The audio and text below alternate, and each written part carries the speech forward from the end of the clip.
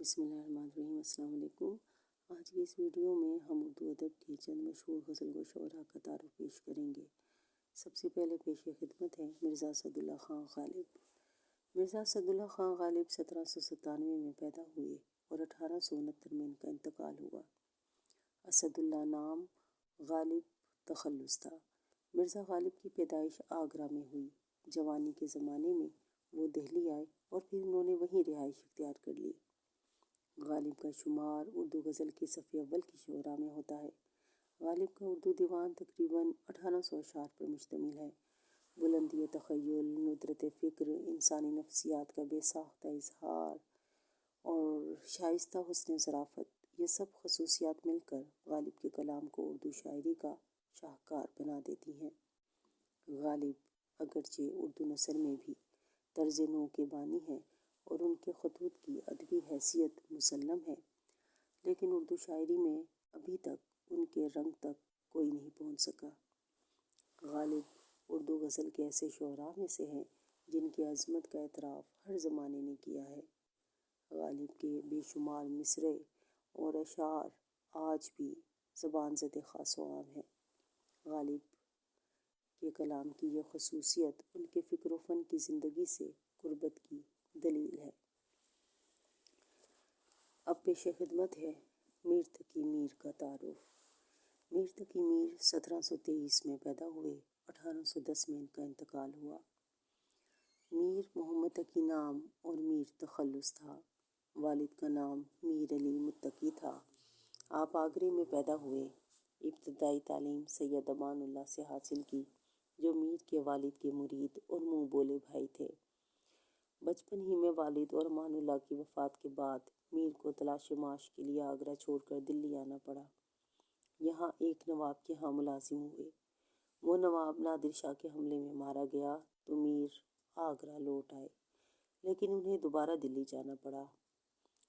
دلی میں خراب امن و امان کی وجہ سے انہوں نے مجبور ہو کر لکھنؤ کا رخ کیا۔ وہاں نواب آصف الدولہ کے دربار سے وابستہ ہو گئے اور باقی ساری عمر اسی شہر میں بسر کی۔ میر تقی میر کی تصانیف میں ایک خود نوشت ذکر میر، ایک تذکرہ نکات الشعراء، ایک فارسی اور 6 اردو کے دیوان ہیں۔ میر تقی میر کو خدائے سخن کہا گیا ہے۔ انہوں نے مختلف اصناف شعر میں طبع آزمائی کی، مگر ان کی پہچان غزل گوئی بنی۔ وہ بلا شبہ غزل کے بادشاہ ہیں۔ خلوص، درد و غم، ترنم اور سادگی کی بدولت ان کی غزلیں دل پر اثر کرتی ہیں۔ ان کی شاعرانہ عظمت کا اعتراف نہ صرف ان کے ہم عصر شعراء نے کیا ہے، بلکہ متاخرین نے بھی انہیں سراہا ہے۔ بابائے اردو ڈاکٹر مولوی عبدالحق نے انہیں سرتاج شعرائے اردو قرار دیا ہے۔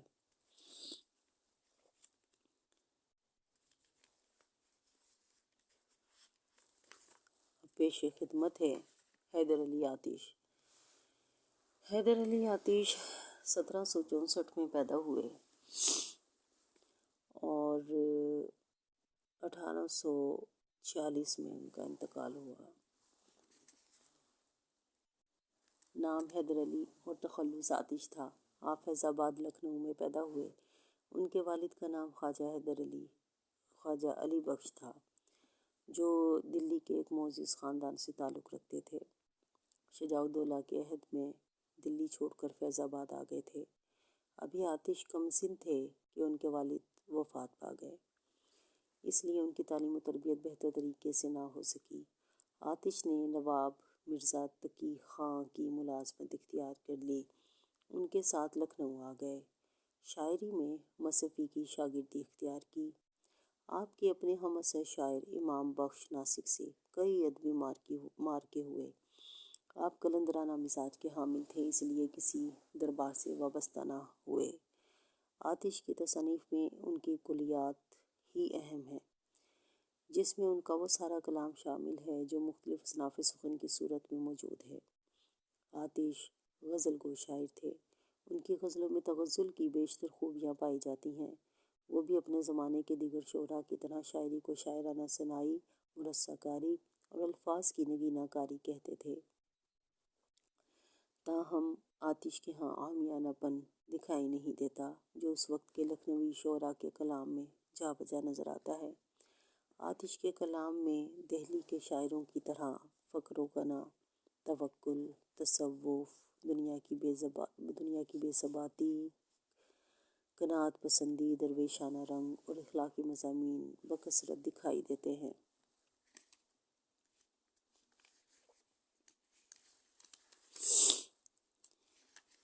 مرزا خان داغ۔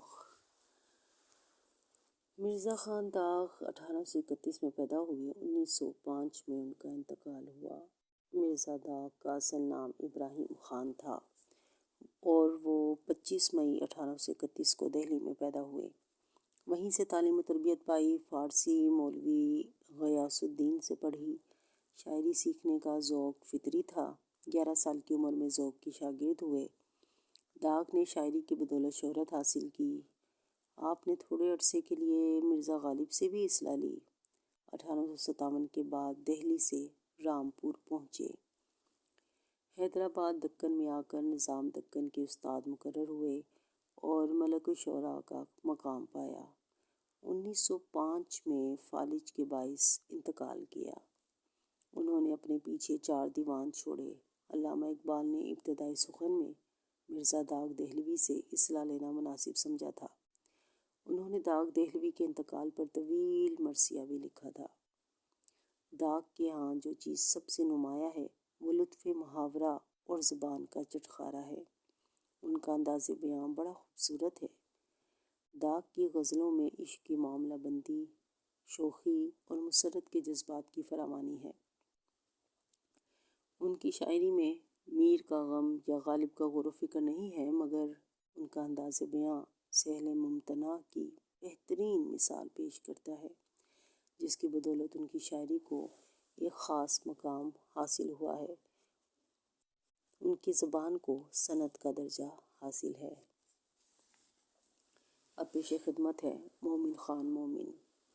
مومن خان مومن 1800 میں پیدا ہوئے اور 1852 میں ان کا انتقال ہوا۔ مومن خان نام اور مومن تخلص تھا۔ والد کا نام غلام نبی خاں تھا۔ مومن کے دادا سلطنت مغلیہ کے آخری دور میں شاہی طبیبوں میں داخل ہوئے اور حکومت سے جاگیر بھی حاصل کی۔ مومن 1800 کو دہلی میں پیدا ہوئے۔ ان کے والد کو شاہ عبدالعزیز محدث دہلوی سے بہت عقیدت تھی، چنانچہ شاہ صاحب موصوف نے ہی مومن خان نام رکھا۔ گھر والوں کو یہ نام ناپسند تھا، اس لیے انہوں نے آپ کا نام حبیب اللہ رکھنا چاہا، لیکن آپ نے شاہ عبدالعزیز صاحب ہی کے نام سے نام پایا۔ مومن بچپن ہی سے ذہین الطبع تھے۔ حافظہ بہت اچھا تھا، چنانچہ عربی اور فارسی، طب، نجوم، موسیقی میں جلدی کمال حاصل کر لیا۔ اصناف شاعری میں قصیدہ، رباعی، غزل، ترکیب بند، مثنوی سبھی پر طبع آزمائی کی ہے۔ دلی سے 5 مرتبہ باہر نکلے، مگر وطن کی محبت نے اپنی طرف کھینچ لیا۔ مومن نہایت آزاد مزاج، قانع اور وطن پرست تھے۔ امراء و رؤساء کی خوشامد سے انہیں سخت نفرت تھی، یہی ان کے کردار کی ایک نمایاں خصوصیت تھی۔ مومن کی یادگار 1 دیوان اور 6 مثنویاں ہیں۔ 1851 میں اپنے کوٹھے سے گر کر وفات پائی۔ غالب کے دور میں مومن خان مومن کی شاعری عروج کو پہنچی۔ معاملہ بندی ان کی غزل کی پہچان بنی۔ ان کے اظہار میں سادگی اور بے ساختگی کثرت سے ملتی ہے، مگر ان کے مزاج میں نکتہ آفرینی بھی شامل تھی اور اپنے دور کے ہم عصروں سے گاڑی چھنی تھی۔ جو لکھا کمال لکھا۔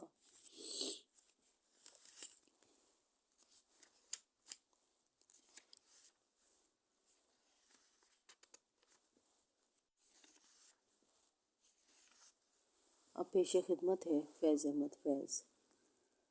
1911 میں پیدا ہوئے، 1984 میں ان کا انتقال ہوا۔ نام فیض احمد اور تخلص فیض تھا۔ 13 فروری 1911 کو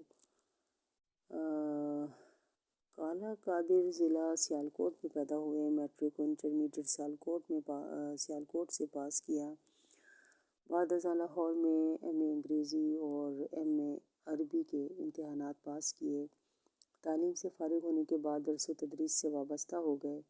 دوسری جنگ عظیم کے دوران فوج کے محکمہ نشر و اشاعت سے منسلک رہے۔ جب لاہور سے پاکستان ٹائمز اور امروز جاری ہوئے تو ان کے ایڈیٹر مقرر ہوئے۔ عبداللہ ہارون کالج کراچی کے پرنسپل اور نیشنل کونسل آف آرٹس کے صدر بھی رہے۔ فیض راولپنڈی سازش کیس میں 1951 میں پاکستان سیفٹی ایکٹ کے تحت گرفتار ہوئے۔ وہ 4 سال تک سرگودا، منٹگمری اور کراچی اور لاہور کی مختلف جیلوں میں قید رہے۔ 1955 میں قید سے رہا ہوئے۔ دسمبر 1958 میں دوسری بار گرفتار ہوئے اور اپریل 1959 میں قید سے رہائی ملی۔ فیض کو شعر و شاعری سے لگاؤ اوائل عمر سے تھا۔ کسی سے اصلاح نہیں لی۔ نظریاتی طور پر سوشلسٹ تحریک سے متاثر تھے اور اپنی شاعری میں اسی کا پرچار کرتے رہے۔ ادب کے لینن پرائز سے آپ کو نوازا گیا۔ فیض نے اردو غزل کو ایک نیا لہجہ دے کر اسے عصری تقاضوں سے ہم آہنگ کیا۔ ان کا شمار پاکستان کے بہترین غزل گو شعراء میں ہوتا ہے۔ 20 نومبر 1984 کو لاہور میں انتقال کر گئے۔ ان کی تصانیف کے نام یہ ہیں: نقش فریادی، دست صبا، زنداں نامہ، دست تہ سنگ، شام شہر یاراں، مطالع و قلم، میرے دل میرے مسافر وغیرہ۔ ان کی کلیات نسخہ ہائے وفا کے نام سے چھپ گئی ہے۔ مضامین کا مجموعہ میزان کے نام سے بھی شائع ہوا ہے۔ ماہ و سال آشنائی یادوں کا مجموعہ بھی ان کی تصنیف ہے۔ فیض احمد فیض کا شمار اردو کے بڑے انقلابی شاعروں میں ہوتا ہے۔ فیض کے ہاں غم جانا اور غم دوراں ایک ہی پیکر میں یکجا ہیں۔ انہوں نے محبت اور انقلاب کے ترانے بیک وقت گنگنائے ہیں۔ ان کے اشعار پر غور کریں تو فیض نے تشبیہات و استعارات کا سہارا لے کر وطن سے محبت کا اظہار کچھ یوں کیا ہے جیسے کوئی اپنے محبوب سے محبت کا اظہار کرتا ہے۔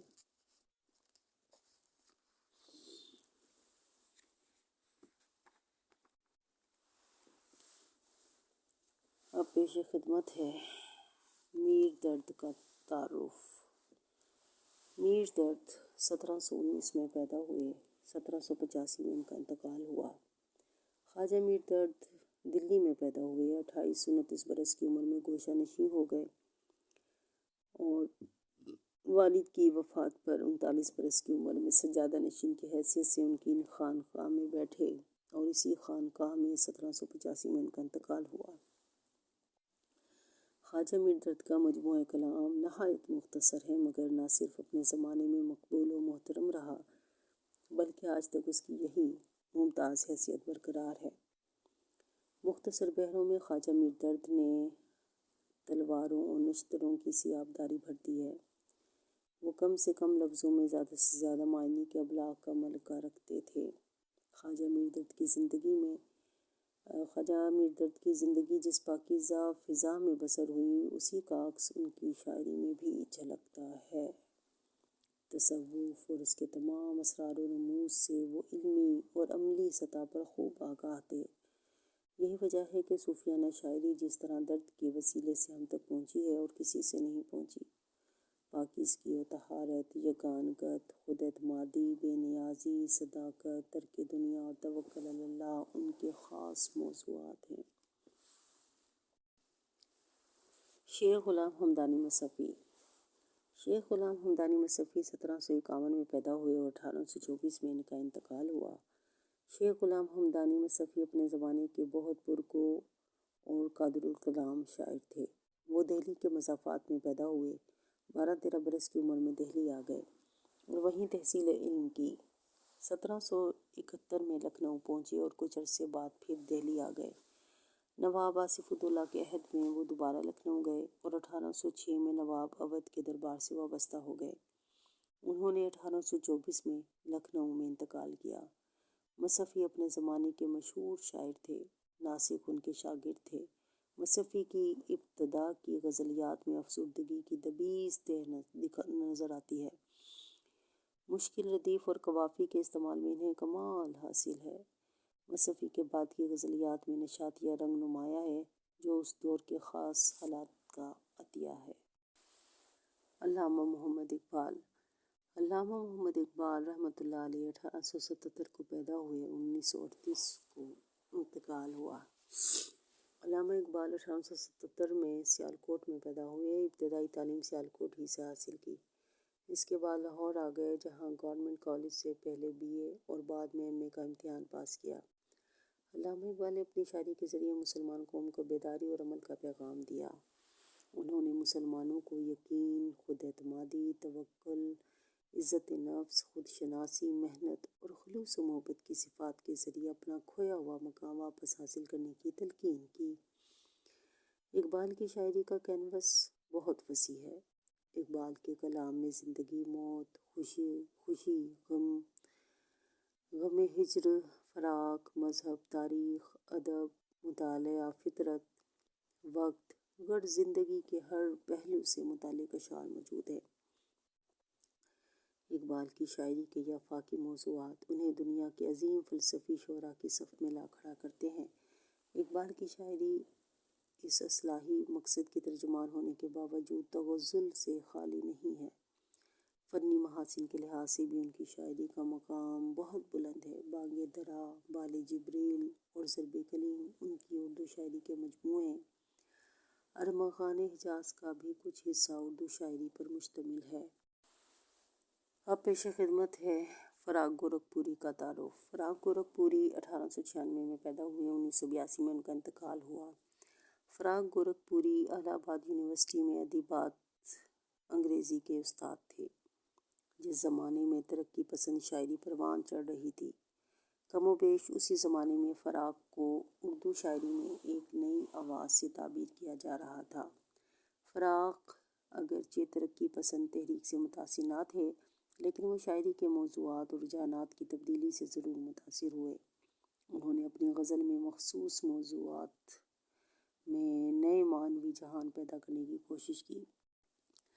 جس زمانے میں جوش اپنی بلند آہنگ شاعری کا جادو جگا رہے تھے اور ان کے تند اور انقلابی لہجے کو خوش آمدید کہا جا رہا تھا، اسی زمانے میں فراق اپنی غزل میں نرم اور دھیما لہجہ لے کر آئے اور آگے چل کر اسی لہجے کو نئی غزل کا آہنگ سمجھا جانے لگا۔ فراق کی شاعری میں معاملات حسن و عشق کے ہر پہلو پر اشعار ملتے ہیں۔ ان کی شاعری میں نفسیات عشق کا بیان ہے۔ فراق کے کلام میں جذبات نگاری کے بجائے تنقید حیات کا پہلو نمایاں ہے۔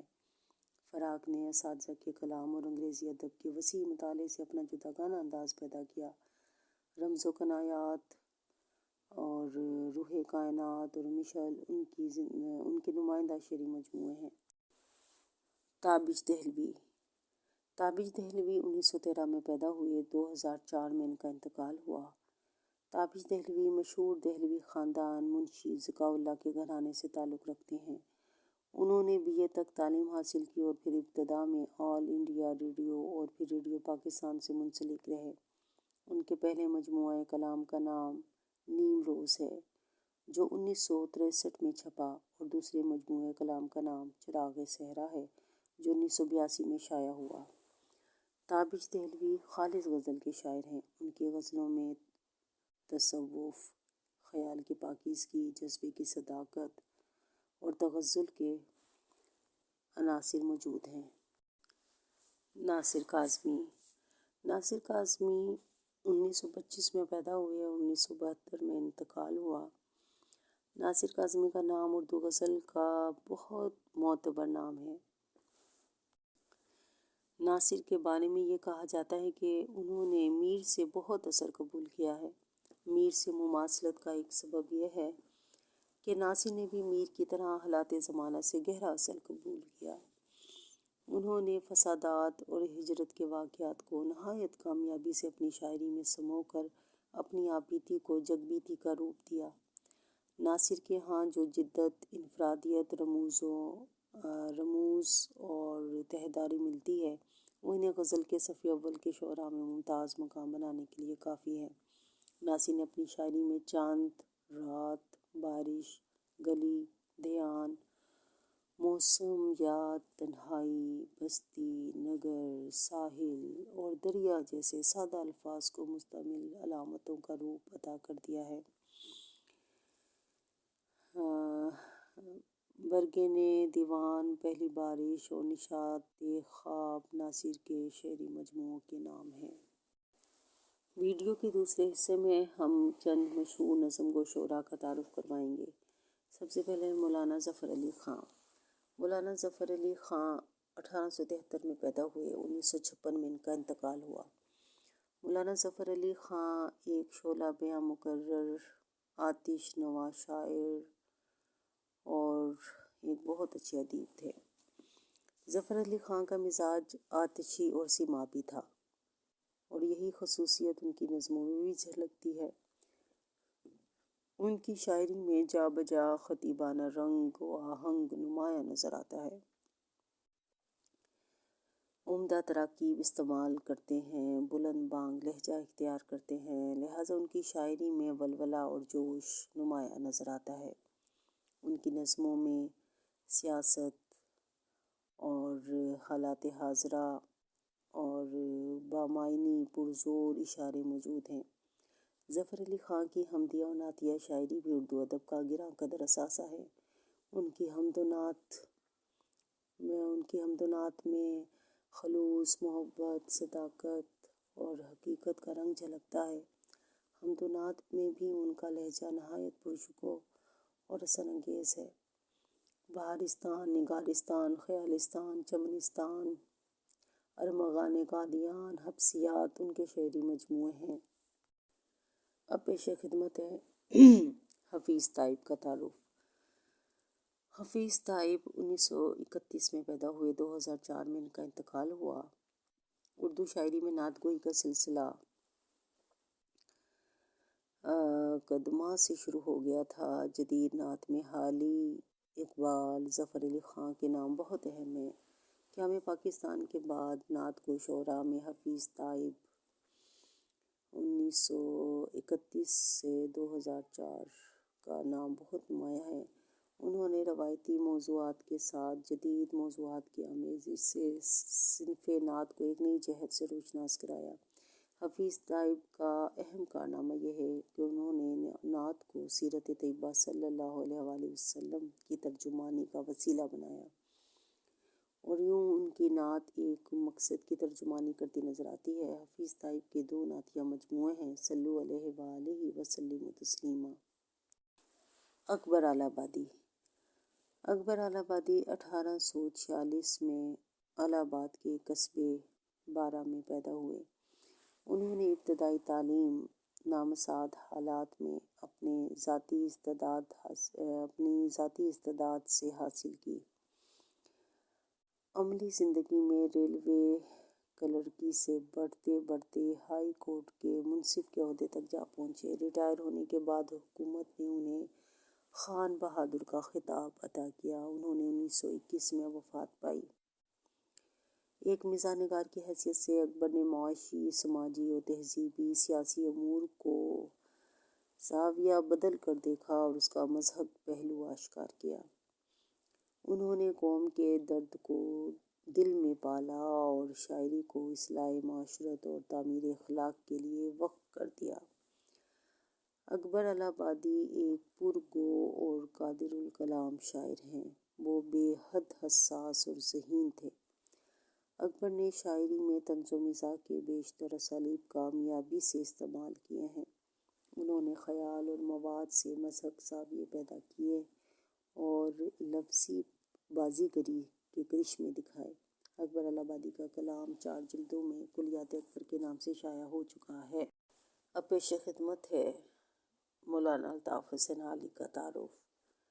مولانا الطاف حسین حالی 1837 میں پیدا ہوئے اور 1914 میں ان کا انتقال ہوا۔ مولانا الطاف حسین حالی 1914 میں پانی پت میں پیدا ہوئے۔ ان کے والد معمولی سرکاری ملازم تھے۔ حالی نے نوجوانی میں اعلیٰ تعلیم کے لیے دلی کا رخ کیا اور قیام دلی کے دوران میں مرزا غالب کی شاگردی اختیار کی۔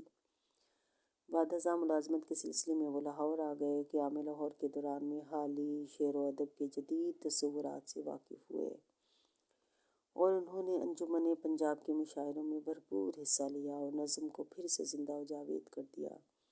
حالی جب واپس دلی گئے تو انہی تصورات کا عکس انہیں سر سید کی تحریک میں نظر آیا۔ مسدس حالی جو مسلمانوں کے ماضی و حال کی آئینہ دار ہے، سر سید کی ایما پر لکھی گئی۔ حالی کی طویل نظموں میں مناجات بیوہ، شکوہ ہند اور چپ کی داد میں بھی قومی دردمندی کا زاویہ نمایاں ہے۔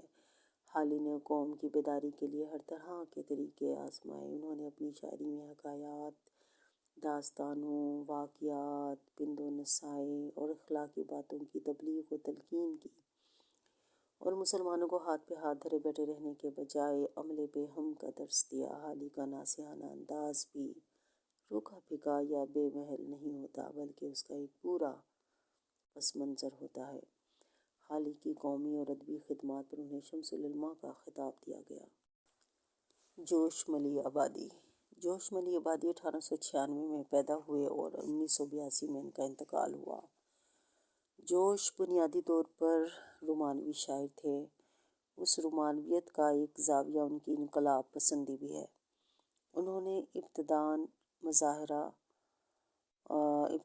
مظاہر، مناظر اور اشیاء کو رومانوی آنکھ سے دیکھا۔ بعد کی شاعری میں نعرہ انقلاب کی گونج اور للکار موجود ہے۔ انہوں نے خطابیہ انداز کے ذریعے قوم کو بیدار کرنے کی کوشش کی اور اس لحاظ سے وہ اردو شاعری میں انقلاب اور بغاوت کے پیش رو بھی قرار دیے جا سکتے ہیں۔ ان کی شاعری میں سماج کے نظام کے خلاف مزاحمتی رویہ بھی سامنے آتا ہے۔ یہ خصوصیت ان کے دور آخر کے کلام میں بہت نمایاں ہے۔ ان کے شعری مجموعوں میں روح ادب، شعلہ و شبنم، نقش و نگار، فکر و نشاط، سیف و ثبوت، جنون و حکمت اور عرش و فرش اہم ہیں۔ سید ضمیر جعفری 1918 میں پیدا ہوئے۔ 1999 میں ان کا انتقال ہوا۔ اکبر آل آبادی کے بعد اردو میں مزاحیہ شاعری کا رجحان قدرے کم دکھائی دیتا ہے، لیکن 20ویں صدی کی چوتھی دہائی سے مزاحیہ شاعری دوبارہ ماضی کی روایت سے جڑی ہوئی نظر آتی ہے۔ جن شعراء نے اس دورہ میں مزاحیہ شاعری کی روایت کو آگے بڑھانے میں نمایاں حصہ لیا، ان میں سید ضمیر جعفری، راجہ مہدی علی خاں، سید ضمیر جعفری، مجید لاہوری اور حاجی لکھ لکھ کے نام مشہور ہیں۔ ان سب شعراء کے ہاں اکثر موضوعاتی اشتراک پایا جاتا ہے۔ البتہ سید ضمیر جعفری کی انفرادیت یہ ہے کہ ان کے ہاں مزاح کی وہ صورت موجود ہے جو زندگی کو خالصتاً نظر تناظر سے دیکھنے سے عبارت ہے۔ سید ضمیر جعفری مزاح سے اس زندگی کی کایا کلپ کرنا چاہتے ہیں، لہٰذا ان کے ہاں موضوع پھول کی طرح ہے، بے ساختہ جنم لیتا ہے اور لبوں پر مسکراہٹ بکھیر دیتا ہے۔ مافی الضمیر، ضمیریات، نشاط تمنا اور ولایتی زعفران ان کے اہم شعری مجموعے ہیں۔ مجید امجد 1914 میں پیدا ہوئے۔ 1974 میں ان کا انتقال ہوا۔ مجید امجد 29 جون 1914 کو جھنگ میں پیدا ہوئے۔ انہوں نے ابتدائی تعلیم اپنے نانا سے حاصل کی، جن کا شمار جھنگ کے اہل علم حضرات اور اہل صفا میں ہوتا تھا۔ 1934 میں انہوں نے اسلامیہ کالج ریلوے روڈ لاہور سے BA کی ڈگری حاصل کی۔ مجید امجد کی زندگی میں ان کا ایک ہی مجموعہ شب رفتہ شائع ہوا۔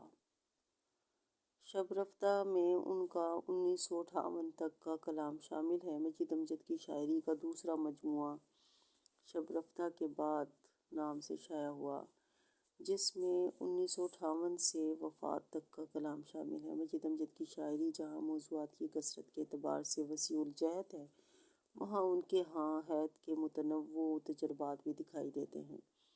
مجید امجد کو لمحہ حال کا شاعر قرار دیا جاتا ہے، جو وقت کے چند لمحوں، فطرت کے کسی منظر یا کسی مختصر واقعے کو اپنی جاندار عکاسی سے لافانی بنا دیتا ہے۔ مجید امجد اپنے مواد ان چھوٹے چھوٹے ریزوں اور جزیات سے لیتے ہیں جنہیں شاعر عام طور پر نظر انداز کر دیتے ہیں۔ مجید امجد کی عقابی نظر روزمرہ کے عام اور معمولی تجربات کو اپنی گرفت میں لے کر فکر و فلسفے کے امتزاج سے اسے ایک نیا روپ دیتی ہے۔ احسان دانش 1914 میں پیدا ہوئے۔ 1982 میں ان کا انتقال ہوا۔ احسان دانش کاندھلہ ضلع مظفر نگر یوپی میں قاضی دانش علی کے گھر پیدا ہوئے۔ ان کے والد قاضی دانش علی ایک بلند کردار اور درویش مند شخص تھے۔ احسان دانش کی ابتدائی زندگی غربت میں بسر ہوئی اور وہ اوائل جوانی ہی سے گھر سے روزگار اور حوصلے معاش کی خاطر نکل کھڑے ہوئے۔ اس غرض سے وہ لاہور میں وارد ہوئے اور پھر وہیں رہائش اختیار کر لی۔ لاہور میں محنت مزدوری کے ساتھ ساتھ انہوں نے علمی اور ادبی محفلوں میں شرکت کی اور اہل علم کی صحبت سے بھی استفادہ کیا۔ انہوں نے زندگی کے تجربات کو بڑی قادر الکلامی سے نظم، غزل اور نثر کے روپ میں پیش کیا۔ احسان دانش ایک پرگو شاعر ہیں اور ان کی شاعری میں مناظر فطرت، دلکش تراکیب، زندگی کے تجربات، معاشرے کے حالات کا گہرا تجزیہ، سبھی کچھ پوری فنی لطافت کے ساتھ ملتا ہے۔ نوائے کارگر، آتش خاموش، چراغاں، شیرازہ، مقامات، زخم و مرہم اور فصل و سلاسل ان کی شاعری کے چند گراں قدر مجموعے ہیں۔ انور مسعود ولادت 1935۔ انور مسعود کا نام اردو کے جدید مزاح نگاروں کی صف میں بہت نمایاں ہے۔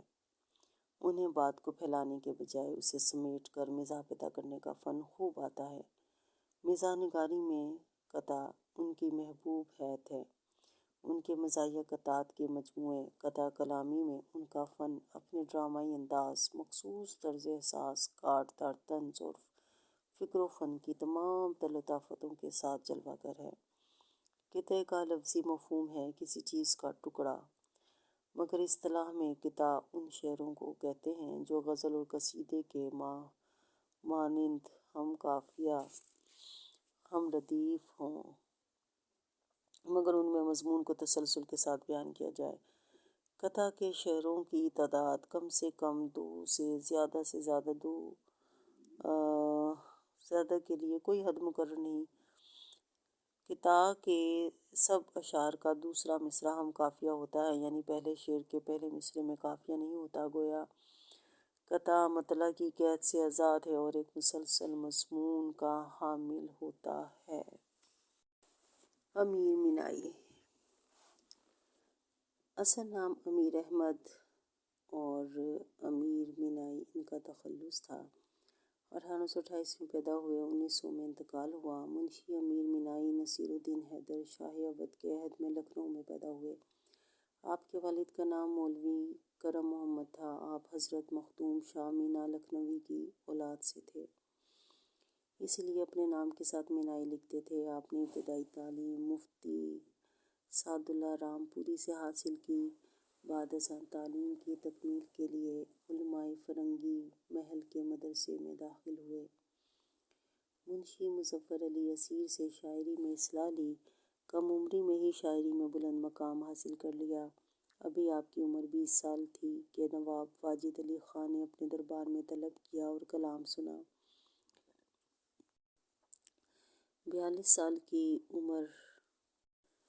42 سال رامپور کے نواب یوسف علی خان اور نواب کلبی علی خان کے استاد رہے۔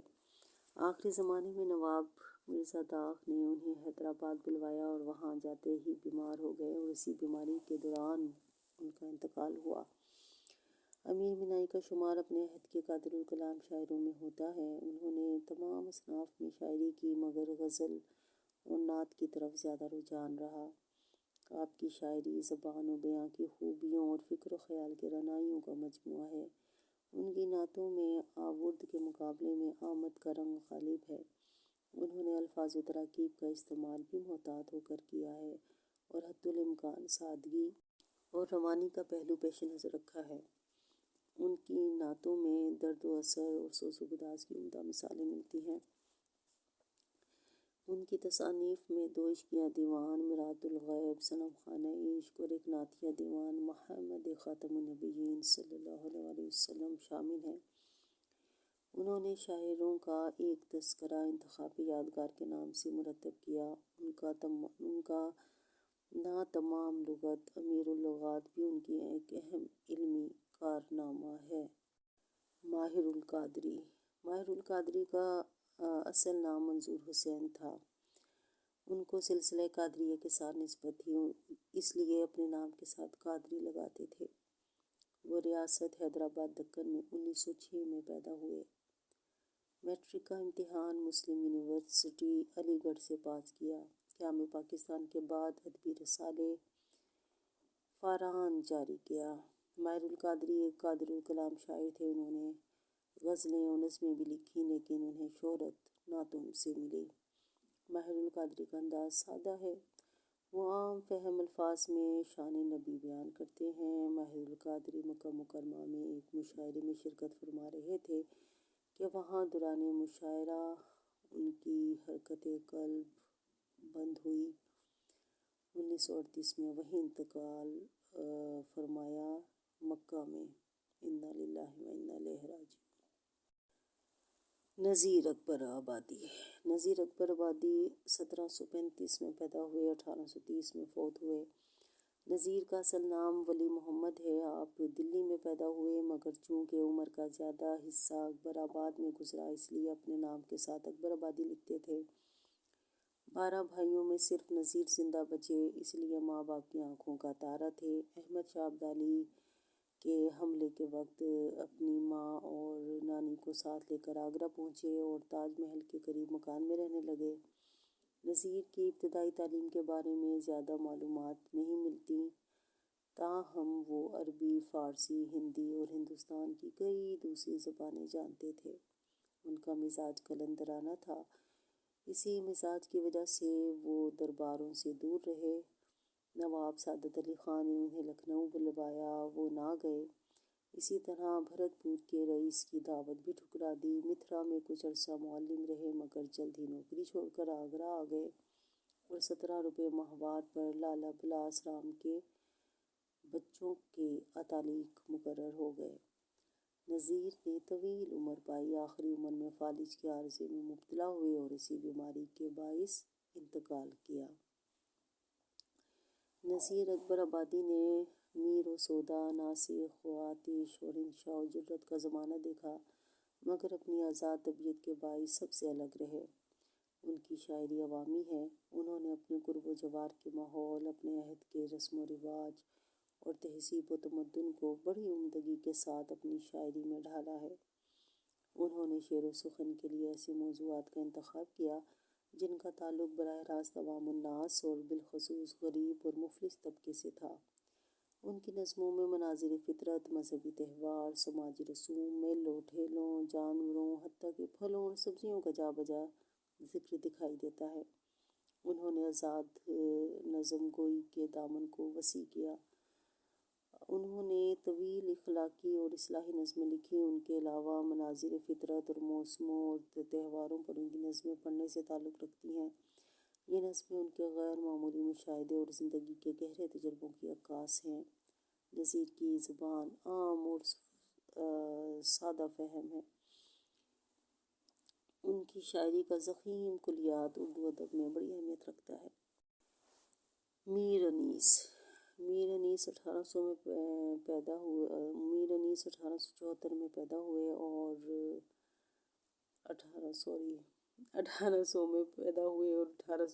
میں ان کا انتقال ہوا۔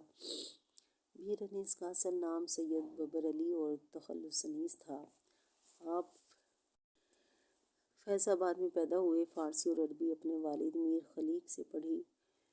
دیگر مروجہ علوم فیض آباد کے ایک عالم میر نجف علی سے حاصل کیے۔ حصول تعلیم کے ساتھ ساتھ شہ سواری اور سپہ گری کے فن بھی سیکھے۔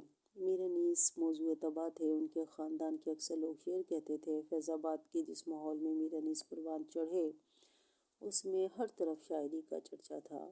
اس ادبی فضا نے میر انیس کے طبعی رجحان کو جلا بخشی۔ وہ بچپن ہی سے شعر کہنے لگے۔ کبھی کبھی والد کے ساتھ لکھنؤ کے مشاعروں میں بھی شریک ہوتے تھے۔ اس کے بعد لکھنؤ آ گئے۔ میر انیس ایک بلند پایہ مرثیہ نگار تھے۔ ان کے مرثیے میں سوز و گداز، کردار نگاری، جذبات نگاری اور منظر کشی کے بے مثال نمونے ملتے ہیں، جو ان کی قادر الکلامی کی دلیل ہیں۔ انہوں نے واقعات و جذبات کے نہایت خوبصورت ملکے پیش کیے ہیں۔ مرثیہ پڑھنے کا انداز ایسا تھا کہ سماں باندھ دیتے تھے۔ اردو کے معروف محقق حافظ محمود شیرانی کے بقول وہ اقلیم میں مرثیہ گوئی کے شہنشاہ تھے۔ میر انیس صاحب بہت پرگو تھے۔ ان کے کچھ میراثی انتخابی میراثی انیس کے نام سے مجلس تحریک ادب لاہور سے، اور انیس کے مرثیے رباعیات انیس اور انیس کے سلام نامی کتب بھارت سے شائع ہو چکی ہیں۔ مولانا ظفر علی خاں 1873 میں پیدا ہوئے اور 1958 میں ان کا انتقال ہوا۔ مولانا ظفر علی خاں کو بابائے صحافت کہا جاتا ہے۔ آپ نے سیالکوٹ کے قریب ایک گاؤں کوٹ میرٹھ میں 1873 میں پیدا ہوئے۔ ان کے والد صاحب کا نام مولوی سراج الدین تھا۔ انہوں نے ابتدائی تعلیم وزیر آباد میں حاصل کی۔ علی گڑھ کالج سے BA کیا۔ آپ کے والد نے روزنامہ زمیندار شروع کیا۔ والد کے انتقال کے بعد مولانا ظفر علی خاں نے اس اخبار کی ادارت سنبھالی۔ مولانا ظفر علی خاں کو اردو کی سیاسی شاعری میں نمایاں مقام حاصل ہے۔ ان کی نعتیں اردو شاعری کا قابل قدر اثاثہ ہیں۔ ان کے مشہور شعری مجموعے درج ذیل ہیں: بہارستان، چمنستان، نگارستان۔ آپ نے 1956 میں انتقال فرمایا۔ اختر شیرانی 1905 میں پیدا ہوئے۔ 1948 میں ان کا انتقال ہوا۔ معروف محقق اور نقاد حافظ محمود شیرانی کے گھر 4 مئی 1905 کو پیدا ہونے والے بچے کا نام اختر شیرانی رکھا گیا۔ انہوں نے ابتدائی تعلیم و تربیت ریاست ٹونک میں 15 برس کی عمر تک اردو فارسی کی بہت سی کتابیں پڑھیں۔ خطاطی میں مہارت حاصل کی۔ ان کے والد نے انہیں لاہور بلایا۔ 1912 میں انہوں نے فاضل منشی کا امتحان پاس کیا۔ 1928 میں رسالہ ہمایوں کے مدیر رہے۔ لاہور میں رہتے ہوئے انہیں نشے کی عادت پڑ گئی۔ اسی عادت نے ان کی جان لے لی۔ انہوں نے 1948 میں وفات پائی۔ ان کے مشہور شعری مجموعے ہیں: پھولوں کے گیت، نغمہ حرم، صبح بہار اور لالۂ طور، شہناز، طیور، آوارہ وغیرہ وغیرہ۔ حفیظ جالندھری 1900 میں پیدا ہوئے اور 1982 میں ان کا انتقال ہوا۔ ابوالحسن محمد حفیظ جالندھری جالندھر میں پیدا ہوئے۔ غزل اور نظم دونوں پر کمال گرفت حاصل تھی۔ نغمہ زار، سوز و ساز، تلخابۂ شیریں، شاہنامہ اسلام جیسی کتابیں تخلیق کیں۔ پاکستان کا قومی ترانہ بھی حفیظ ہی کے ذہن رسا کا اعجاز ہے۔ حفیظ کی روحانیت کا ایک زاویہ اسلام اور مشاہیر اسلام، عرض وطن اور مشاہیر وطن کی محبت سے بھی آیا ہے۔ حفیظ نے اقبال، حالی اور ٹیگور کے نمایاں اثرات قبول کیے۔ ان کی شاعری میں اخلاقی اور جذباتی دونوں قسم کی اپیل موجود ہے۔ 1982 میں خالق حقیقی سے جا ملے۔ علامہ محمد اقبال 1877 میں پیدا ہوئے۔ 1938 میں انتقال ہوا۔ شاعر مشرق علامہ محمد اقبال 9 نومبر 1877 کو سیالکوٹ میں پیدا ہوئے۔ ماں باپ نے محمد اقبال نام رکھا اور وہ واقعی اقبال ثابت ہوئے۔ انہوں نے ابتدائی تعلیم سیالکوٹ میں ہی حاصل کی اور مشن ہائی اسکول سے میٹرک اور مرے کالج سیالکوٹ سے FA کا امتحان پاس کیا۔ شعر و شاعری کا شوق بھی آپ کو یہیں پیدا ہوا اور اس شوق کو فروغ دینے میں آپ کے ابتدائی استاد مولوی میر حسن کا بڑا دخل تھا۔ لاہور کے بازار حکیمہ کے ایک مشاعرے میں ان دنوں اقبال نے غزل پڑھی، جس کا ایک شعر سن کر محفل مشاعرہ میں موجود لوگ بھڑک اٹھے اور مرزا ارشد گورگانی نے اسی وقت پیشن گوئی کی کہ اقبال مستقبل کے عظیم شعراء میں سے ہوگا۔ انہی دنوں انہوں نے غزل کے ساتھ ساتھ نظم پر بھی توجہ دی۔ ایک ادبی مجلس میں انہوں نے اپنی اولین نظم حمالہ سنائی تو اسے بہت پسند کیا گیا اور ان کی شہرت پھیلنا شروع ہو گئی۔ اس زمانے میں انہوں نے بچوں کے لیے بہت سی نظمیں لکھیں۔ اس کے ساتھ ساتھ مکالماتی بیان، مثلاً مکڑا اور مکھی، پہاڑ اور گلہری، گائے اور بکری کو بھی نہایت خوبصورت پیرائے میں تخیل کا جز بنا دیا۔ کبھی بچے کی دعا کہہ گئے جو ہر اسکول کے بچے کی زبان پر ہے۔ لاہور اورینٹل کالج میں 1893 سے لے کر 1897 تک سر ایڈمنڈ آرنلڈ کے زیر سایہ تعلیم حاصل کرنے کے دوران اقبال نے پہلی مرتبہ جدید فکر کا مطالعہ کیا۔ 1899 میں یہاں سے ایم اے فلسفہ کیا، ساتھ ہی عربی شاعری بھی پڑھانا شروع کی اور معاشرتی و معاشی مسائل پر قلم اٹھایا۔ یونیورسٹی آف کیمبرج سے لاء کرنے کے لیے اقبال نے 1905 میں ہندوستان چھوڑا، لیکن یہ فلسفہ ہی تھا جس نے ان کی سوچ پر غلبہ کر لیا۔ ٹرنٹی کالج میں کانٹ اور ہیگل کا مطالعہ کرنے کے بعد وہ یورپی فلسفے کے بنیادی رجحانات سے واقف ہو گئے۔ فلسفے میں دلچسپی نے انہیں 1907 میں ہائیڈلبرگ اور میونخ یونیورسٹی تک پہنچایا، جہاں نیٹشے نے ان پر گہرے اثرات مرتب کیے۔ یہی وہ دور ہے جب ان کا زاویہ نگاہ تبدیل ہوا اور ان کی شاعری میں پیغام یا رنگ دیکھنے میں آیا۔ وہ مغربی تہذیب سے بیزاری کا اظہار واشگاف الفاظ میں کرنے لگے۔ وہ یورپ سے واپس آئے تو بالکل بدلے ہوئے اقبال تھے۔ بقول ان کے یورپ کے سفر نے انہیں مسلمان کر دیا تھا۔ دینیات، تصوف، مشرقی و مغربی فلسفہ اور انسانیت کے مقدر کو سمجھنے اور اس کی وضاحت کرنے کے لیے فارسی اردو شاعری کے رمزیہ اور نازک انداز کو استعمال کرنے میں اقبال کو اپنے ہم عصر مسلمان فلسفیوں میں نمایاں مقام حاصل ہے۔ اگرچہ 21 اپریل 1938 کو یہ چراغ بجھ گیا، لیکن قوم انہیں ایک عظیم شاعر اور مفکر کے طور پر یاد رکھے گی اور ان کی احسان مند رہے گی۔ ان کی درج تصانیف ہمارے سامنے موجود ہیں۔ اردو نثر میں علم الاقتصاد، فارسی شاعری میں اسرار خودی اور رموز بے خودی، پیام مشرق، زبور عجم، جاوید نامہ اور اقوام مشرق، ارمغان حجاز۔ اردو شاعری میں بانگ درا، بال جبریل، ضرب کلیم۔ اسی طرح انگریزی تصانیف میں ایران میں مابعد الطبیعیات کا ارتقاء اور اسلام میں مذہبی افکار کی تعبیر نو ہیں۔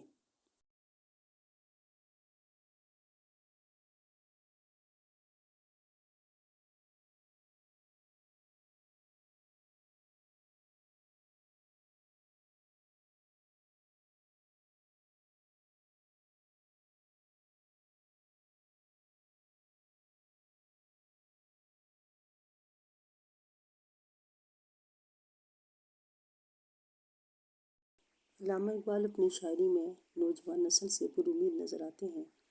ان کی ایک نظم پیش خدمت ہے: خطاب بجوانان اسلام۔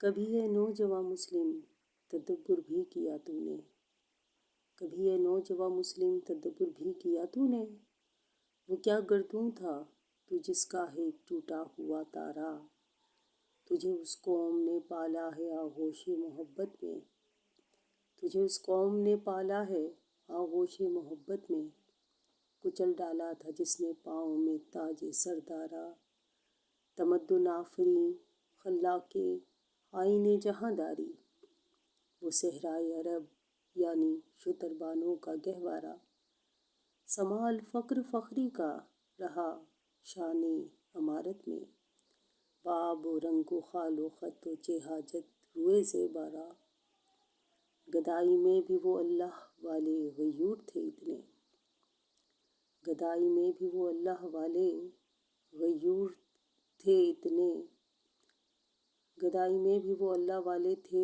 غیور اتنے، کہ منعم کو گدا کے ڈر سے بخشش کا نہ تھا یارا، اگر چاہوں تو نقشہ کھینچ کر الفاظ میں رکھ دوں، اگر چاہوں تو نقشہ کھینچ کر الفاظ میں رکھ دوں، مگر تیرے تخیل سے فزوں تر ہے وہ نظارہ، مگر تیرے تخیل سے فزوں تر ہے وہ نظارہ۔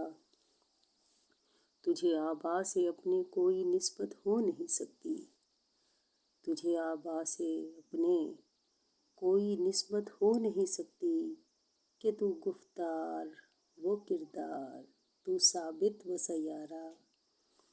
گنوا دی ہم نے جو اسلاف سے میراث پائی تھی، گنوا دی ہم نے جو اسلاف سے میراث پائی تھی، ثریا سے زمیں پر آسمان نے ہم کو دے مارا۔ حکومت کا تو کیا رونا کہ وہ ایک عارضی شے تھی، حکومت کا تو کیا رونا کہ وہ ایک عارضی شے تھی، نہیں دنیا کے آئینے مسلم سے کوئی چارہ۔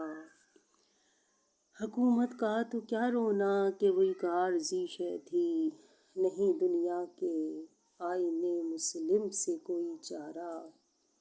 مگر وہ علم کے موتی کتابیں اپنے آبا کی، مگر وہ علم کے موتی کتابیں اپنے آبا کی، جو دیکھیں ان کو یورپ میں تو دل ہوتا ہے سپارہ۔ غنی روزے سیاہ پیرے کنارہ تماشا کن، کہ نور دیداش روشن کند چشمِ زلیخا را۔ کبھی اے نوجواں مسلم تدبر بھی کیا تو نے، وہ کیا گردوں تھا تو جس کا ہے ٹوٹا ہوا تارا، تجھے اس قوم نے پالا ہے آغوش محبت میں، کچل ڈالا تھا جس نے پاؤں میں تاج سردارا۔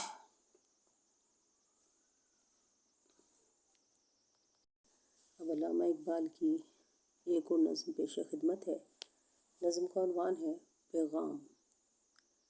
آشنا اپنی حقیقت سے ہوئے دہقاں، دانا تو کھیتی بھی تو، باراں بھی تو، حاصل بھی تو۔ آشنا اپنی حقیقت سے ہوئے دہقاں، دانا تو کھیتی بھی تو، باراں بھی تو، حاصل بھی تو۔ آہ کس کی جستجو آوارہ رکھتی ہے تجھے، آہ کس کی جستجو آوارہ رکھتی ہے تجھے، راہ تو رہرو بھی تو، رہبر بھی تو، منزل بھی تو۔ کانپتا ہے دل تیرا اندیشہ طوفاں سے کیا، کانپتا ہے دل تیرا اندیشہ طوفاں سے کیا، ناخدا تو بحر تو، کشتی بھی تو، ساحل بھی تو۔ دیکھ آ کر کوچۂ چاکِ گرہ میں کبھی، دیکھ آ کر کوچۂ چاکِ گرہ میں، چاکِ گریباں میں کبھی، قیس تو لیلی بھی تو، صحرا بھی تو، محمل بھی تو۔ وائے نادانی کہ تو محتاجِ ساقی ہو گیا، کیا خوبصورت شعر کہا ہے۔ وائے نادانی کہ تو محتاجِ ساقی ہو گیا، میں بھی تو، مینا بھی تو، ساقی بھی تو، محفل بھی تو۔ شعلہ بن کر پھونک دے خشاکِ غیر اللہ کو، شعلہ بن کر پھونک دے خشاکِ غیر اللہ کو، خوفِ باطل کیا کہ ہے، غارت گرِ باطل بھی تو۔ بے خبر بے خبر بے خبر تو جوہرِ آئینہ ایام ہے، تو زمانے میں خدا کا آخری پیغام ہے۔ بے خبر تو جوہرِ آئینہ ایام ہے، تو زمانے میں خدا کا آخری پیغام ہے۔ علامہ اقبال کی ایک اور نظم پیوستہ رہ شجر سے امید بہار رکھ پیش خدمت ہے۔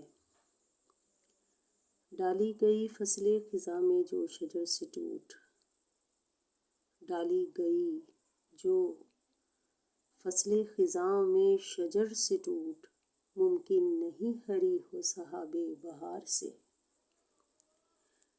ڈالی گئی جو فصل خزاں میں شجر سے ٹوٹ، ممکن نہیں ہری ہو صحاب بہار سے۔ ہے لازوال عہد خزاں اس کے واسطے، ہے لازوال عہد خزاں اس کے واسطے، کچھ واسطہ نہیں ہے اسے برگ و بار سے۔ ہے تیرے گلستاں میں بھی فصل خزاں کا دور، ہے تیرے گلستاں میں بھی فصل خزاں کا دور۔ خالی ہے جیب گل زر کامل عیار سے، جو نغمہ زن تھے خلوت اوراق میں طیور، جو نغمہ زن تھے خلوت اوراق میں طیور۔ رخصت ہوئے تیرے شجر سایہ دار سے، شاخ بریدہ سے سبق اندوز ہو کہ تو، شاخ بریدہ سے سبق اندوز ہو کہ تو، ناآشنا ہے قاعدہ روزگار سے۔ شاخ بریدہ سے سبق اندوز ہو کہ تو، ناآشنا ہے قاعدہ روزگار سے۔ ملت کے ساتھ رابطہ استوار رکھ، ملت کے ساتھ رابطہ استوار رکھ، پیوستہ رہ شجر سے امید بہار رکھ۔ اسی طرح وہ ایک عرب لڑکی جو طرابلس کی جنگ میں غازیوں کو پانی پلاتے ہوئے شہید ہوئی، جس کا نام فاطمہ بنت عبداللہ تھا، اس پہ انہوں نے ایک نظم لکھی ہے، فاطمہ بنت عبداللہ۔ یہ سعادت حور صحرائی تیری قسمت میں تھی، یہاں سے سٹارٹ ہو رہی ہے۔ فاطمہ تو آبروئے امت مرحوم ہے، فاطمہ تو آبروئے امت مرحوم ہے، ذرہ ذرہ تیری مشت خاک کا معصوم ہے۔ یہ سعادت حور صحرائی تیری قسمت میں تھی، یہ سعادت حور صحرائی تیری قسمت میں تھی، غازیان دین کی سقائی تیری قسمت میں تھی۔ یہ جہاد اللہ کے رستے میں بے تیغ و سپر، ہے جسارت آفریں شوق شہادت کس قدر۔ یہ کلی بھی اس گلستان خزاں منظر میں تھی، ایسی چنگاری بھی یارب اپنی خاکستر میں تھی۔ اپنے صحرا میں بہت آہو ابھی پوشیدہ ہیں، بجلیاں برسے ہوئے بادل میں بھی خوابیدہ ہیں۔ اپنے صحرا میں بہت آہو ابھی پوشیدہ ہیں، بجلیاں برسے ہوئے بادل میں بھی پوشیدہ ہیں، بجلیاں برسے ہوئے بادل میں بھی خوابیدہ ہیں۔ فاطمہ گو شبنم افشاں آنکھ تیرے غم میں ہے، فاطمہ گو شبنم افشاں آنکھ تیرے غم میں ہے، نغمہ عشرت بھی اپنے نال۔ فاطمہ تو آبروئے فاطمہ تو آبروئے امت مرحوم ہے، ذرہ ذرہ تیری مشت خاک کا معصوم ہے۔ یہ سعادت حور صحرائی تیری قسمت میں تھی، غازیان دی کی سقائی تیری قسمت میں تھی۔ یہ جہاد اللہ کے رستے میں بے تیغ و سپر، ہے جسارت آفریں شوق شہادت کس قدر۔ کلی بھی اس گلستان خزاں منظر میں تھی، ایسی چنگاری بھی یارب اپنی خاکستر میں تھی۔ ہے اپنے صحرا میں بہت آہو ابھی پوشیدہ ہیں، بجلیاں برسے ہوئے بادل میں بھی خوابیدہ ہیں۔ فاطمہ گو شبنم افشاں آنکھ تیرے غم میں ہے، نغمہ عشرت بھی اپنے نالائے ماتم میں ہے۔ رقص تیری خاک کا کتنا نشاط انگیز ہے، ذرہ ذرہ زندگی کے سوز سے لبریز ہے۔ ہے کوئی ہنگامہ تیری تربت خاموش میں، پل رہی ہے ایک قوم تازہ تیری آغوش میں۔ تازہ انجم کا فضائے آسماں میں ہے ظہور، دیدہ انساں سے نامحرم ہے جن کی موج نور۔ جن کی تابانی میں اندازِ کہن بھی تو بھی ہے، جن کی تابانی میں اندازِ کہن بھی نو بھی ہے، اور تیرے کوکب تقدیر کا پرتو بھی ہے۔